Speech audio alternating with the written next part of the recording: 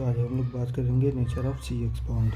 जैसा कि हम लोग जानते हैं, हाइड्रोजन के पास हाईली निगेटिविटी चार्ज होता है और कार्बन के पास जो होता है पॉजिटिव चार्ज होता है। मतलब हाइड्रोजन से कम इसके पास निगेटिव चार्ज होता है, जिसके कारण सी एक्स बॉन्ड जो होता है पोलराइज हो जाता है। पोलराइज होने की वजह से हाइड्रोजन के पास पार्शियली निगेटिव चार्ज आ जाता है और कार्बन के पास पार्शियली पॉजिटिव चार्ज आता है।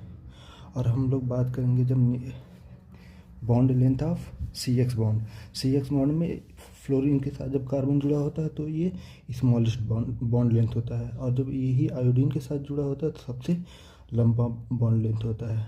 और हम लोग जब बात करते हैं बॉन्ड डिसोसिएशन एनर्जी या फिर बॉन्ड इंथैल्पी, तो ये होता है कि डाउन द ग्रुप जब हम लोग जाते हैं तो बॉन्ड इंथैल्पी जो होता है इसकी घटती है।